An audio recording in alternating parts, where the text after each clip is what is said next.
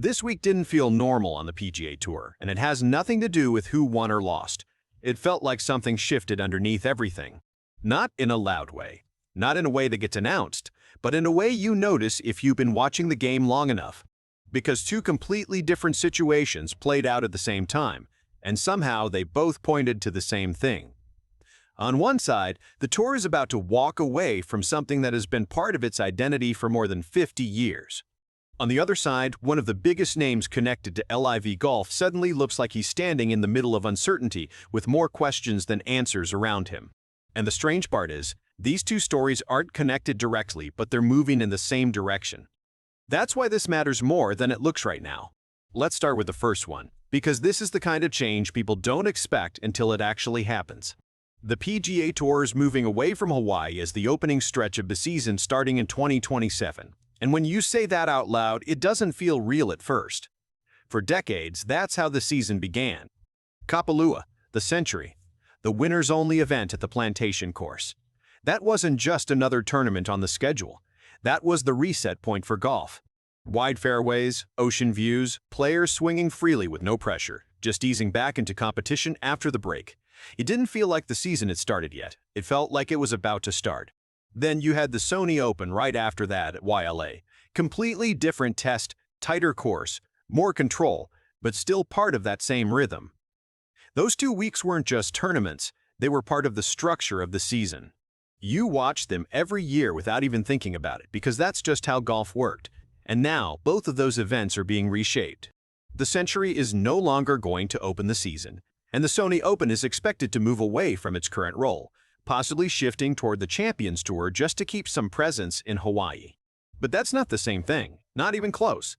The explanation sounds logical. Travel, logistics, the idea that starting the season in the middle of the Pacific doesn't fit the new structure the tour is building.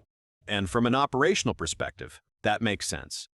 Moving everything out to Hawaii and then bringing it back creates complications. But that doesn't change what's being lost here. This wasn't just about convenience, it was about tradition. More than 50 years of history tied to that opening stretch. Moments that defined those courses and became part of the sport's memory. Hideki Matsuyama shooting 35 under at Kapalua, the lowest score relative to par in PGA Tour history. Isao Aoki holding out for Eagle to win the Sony Open.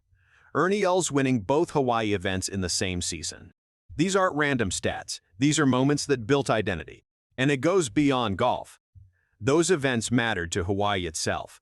Tourism, exposure, jobs, the kind of visibility that brings real impact. People watching from cold cities in winter seeing Maui on their screens and deciding they wanted to be there. That connection was real. Players talked about it, fans felt it. And now that entire dynamic changes. But the important part is, this didn't happen overnight. The Century had already been canceled recently because of drought conditions. Sponsorship questions were already building around the Sony Open. And behind the scenes, the tour has clearly been reworking how the season is structured. Bigger events, tighter scheduling, more control over where everything happens. So when you step back, this doesn't feel like a sudden decision. It feels like part of a direction the tour has already been moving toward. Now at the same time, there's another situation unfolding that feels completely different, but ends up pointing in a similar direction. And this one is centered around Bryson DeChambeau. Right now, nothing about his situation feels settled. During Masters Week, reports came out that he was holding meetings with multiple organizations, exploring options if he decides to leave LIV Golf. That alone is enough to get attention. But the context makes it bigger. This isn't just any player. This is one of the central figures of LIV, someone who helped define what that league represents. And the timing matters, because at the same time, there's growing speculation about the future of LIV's funding. Nothing confirmed, but enough discussion to create uncertainty. And in professional sports, that's all it takes. The idea that something could change is enough to affect how players think. Because once funding becomes a question, everything connected to it becomes a question too. Contracts, long-term plans, stability, all of it. Then you look at what happened in Mexico City. DeChambeau looked frustrated early in the week, openly reacting to course conditions, clearly not comfortable. Then by Sunday, he withdraws, citing a wrist injury. On its own, that's normal. But in this context, it doesn't feel normal. It feels like part of something bigger. Because now you're looking at contract uncertainty, funding questions, and then a withdrawal right in the middle of it. That's when the situation changes from performance to positioning. Reports suggest that if he leaves LIV, he could consider returning to the PGA Tour or moving to the DP World Tour. But this isn't simple. His contract situation is massive, potentially hundreds of millions, and he has built his own platform through YouTube, giving him leverage that goes beyond traditional golf structures. So his decision isn't just about where he plays. It's about what he controls going forward. At the same time, other LIV players pushed back quickly, dismissing the reports, calling them nonsense. That's expected. But it doesn't remove the fact that these conversations are happening, because if everything was completely stable, there wouldn't be anything to respond to. And then you bring the PGA Tour into this. They've already created a pathway for players to return. Brooks Koepka used it. Others chose not to at the time, but situations change. Even PGA Tour executives have made it clear they're watching closely, ready if opportunities appear. That's not a closed door. That's a door being kept open. When you connect both of these stories, the pattern becomes clearer. The PGA Tour is moving away from a 56-year tradition that defined the start of its season.